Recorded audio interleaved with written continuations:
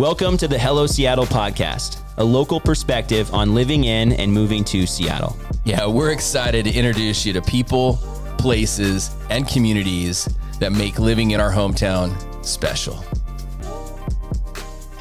Hello, Seattle. I'm Zach McDonald. And I'm Dan Keller, your partner in crime. Wow. We're going to talk a little bit about, we're having too much fun here today. We're going to talk about Shoreline. Again, we're continuing on in our series highlighting the different neighborhoods in Shoreline. Today, we're talking about the Richmond Highlands.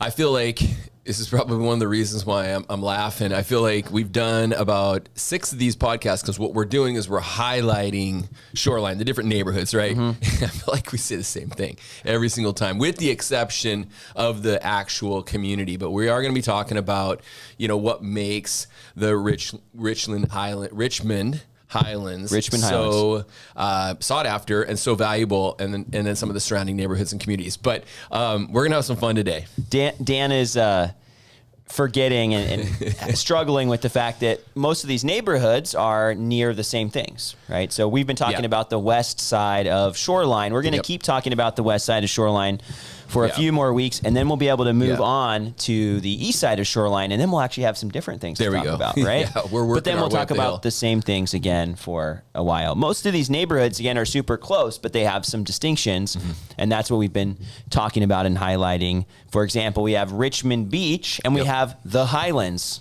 and now we're talking about the Richmond Highlands. We haven't talked about the Highlands yet. So the Highlands. It's like the most expensive, exclusive neighborhood in Shoreline. Okay. Right? Okay. But this is not This the is Highlands. not the This Highlands. is the Richmond. This is the Richmond Highlands. So let's talk about that. What is the Richmond Highlands? Well, let's talk about where we're at first on the map. So when we're looking at the map, we are just south of Hillwood, which is the neighborhood I live in.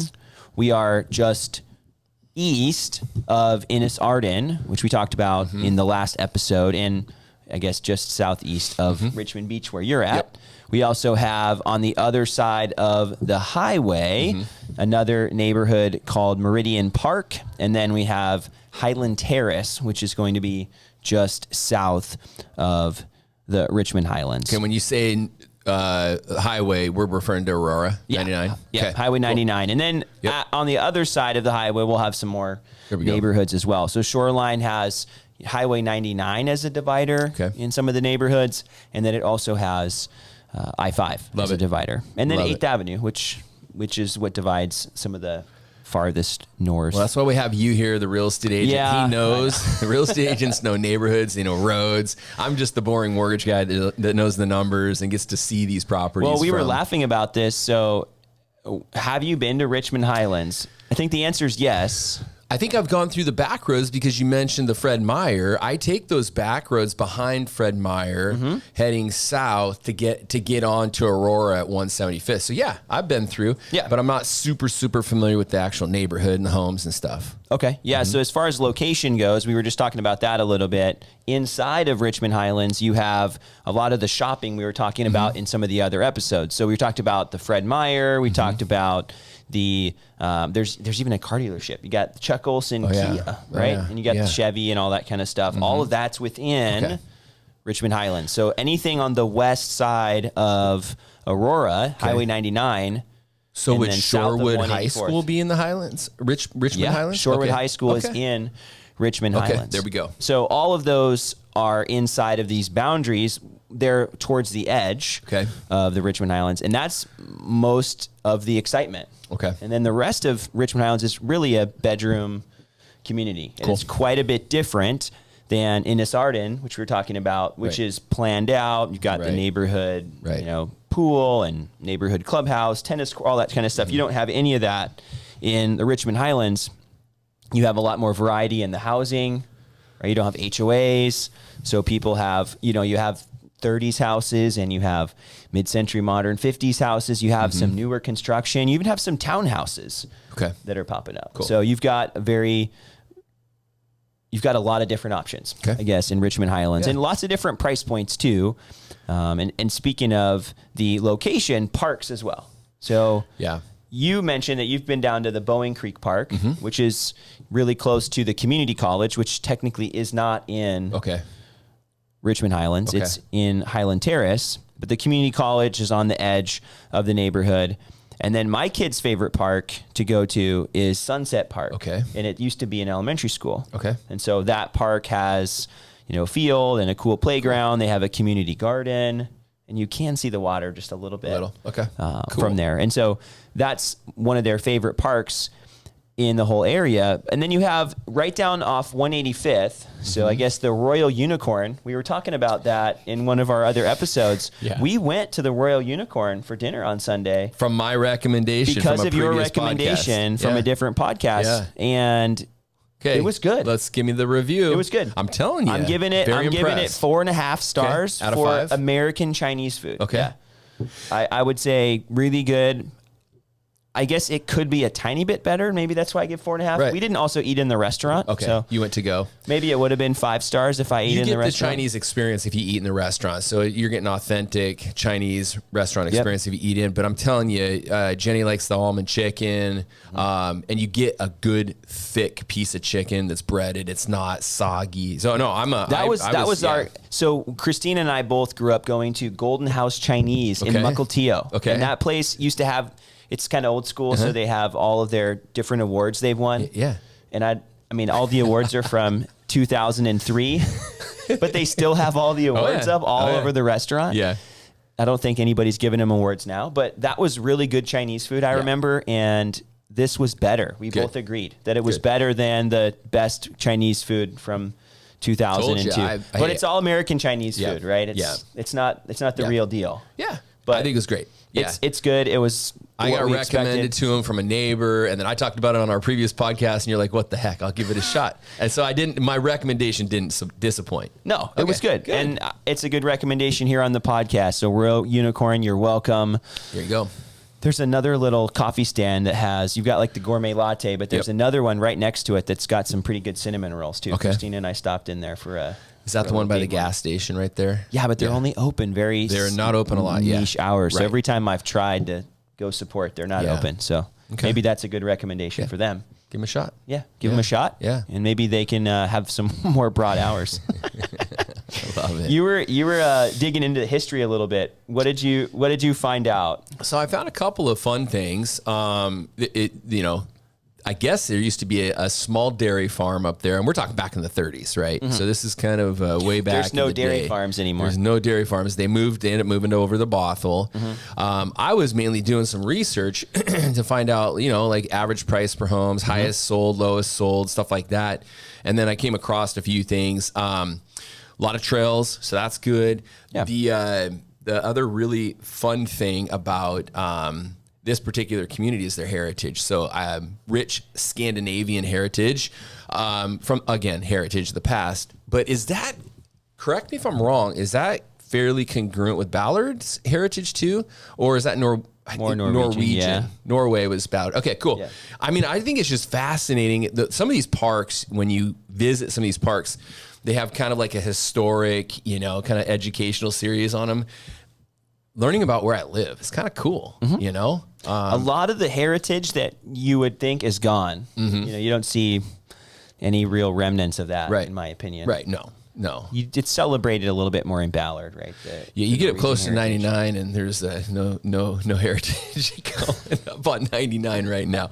But no, it's fascinating. Was looking at price points, fairly affordable. So. Cool. If we're talking about buying a house and what the prices are, median sales price is still right around $1 million, $975,000 over the last 180 days, and that's looking at all the different types of housing in the neighborhood. So of course you could get something cheaper, and if we were to look at that, I see $600,000. Any condos? You see any condos? There's not a ton of condos in the Richmond Highlands.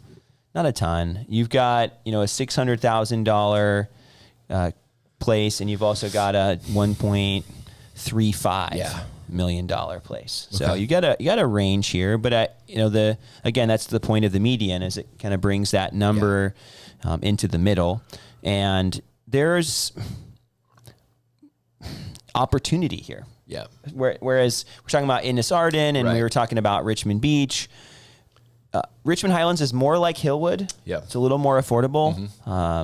Prices maybe just a tiny bit lower, but very similar to Hillwood as far as how the pricing would look. And then proximity is going to be your main. We always talk about the main attraction, proximity. You're close to 99, you're close to I-5, you're close to Seattle, the new light rail stations. The light rail. Now the east side of Shoreline and some of the neighborhoods we're going to talk about in some of these upcoming episodes are going to be much more affordable and much more convenient to the transit and the city. So the west side is in part more expensive than the majority of Shoreline. There are some more expensive parts on the east side, but most of the most expensive neighborhoods are over on the west side.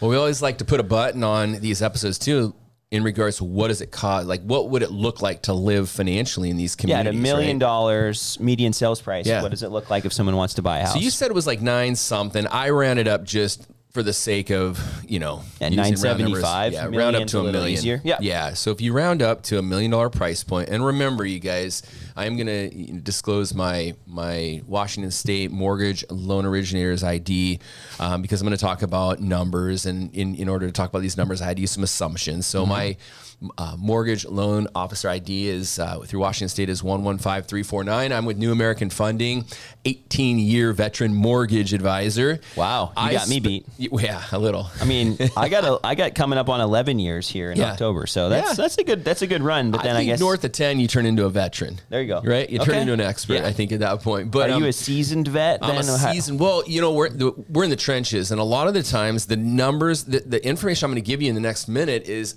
how I work with people. A lot of the times reverse engineering so they can kind of pre-plan a budget. So you find out that you want to live in the Shoreline community, specifically the Richmond Highlands. Okay, average sales price about $1 million. So average down payment in King County, 7% down. Okay. So I'm going to actually use 7% down on $1 million. I'm going to use property tax estimates, homeowners insurance estimates, and private mortgage insurance estimates built into this number. But you're looking at about $16,000 a month in total household income needed to qualify for $1 million home purchase with 7% down. Now, if you want to know what the payment would look like and all of that stuff, just DM us or reach out to me and I can get you a breakdown. We're not here to necessarily do that. We're here to kind of just give you some information you can't find on ChatGPT. So what does $16,000 a month in household income look like? It's right under. It's about $198,000 a year. So you make about $200,000 a year, and you got about 7% down, and you got about $500 a month in revolving debt. You could afford to purchase in the Richmond Highlands. Okay, so it's still it requires a sizable combined income to buy a house in the Richmond Highlands. It's not compared to some of the median incomes. It's not a extremely affordable neighborhood. It would still be pushing that upper middle class type of neighborhood. You're in King County and you're less than 10 miles north of downtown Seattle. So that's what you're going to pay. Yeah, no, it's fair. It's fair. Yeah. So we'll continue on talking about some of these neighborhoods here on the west side of 99. Then we're going to be jumping over to the other side of the freeway soon. We're getting close to the Highlands. Yeah. That'll be a fun one. It's a pretty exclusive neighborhood. You got the Seattle golf course there as well. Yeah, you're going to pack your budget for that one because we're talking about bigger price points there. That's more just more entertainment. Yeah, it's more entertainment, I think, for most people, right? Some people are able to buy in that neighborhood. Those houses are a little bit more special. So we'll have fun talking about that too. If you guys have questions, though, about Shoreline, living in Shoreline, both of us are residents of Shoreline. We love it. Happy to talk about it. And if there's ever anything we can do to help you out with anything real estate related, we're happy to do that as well. Go try Chinese restaurant. Chinese restaurant. Yeah. What was it again? The Royal Unicorn. The Royal Unicorn, you're welcome. We need your sponsorship here. All right. Goodbye, Shoreline.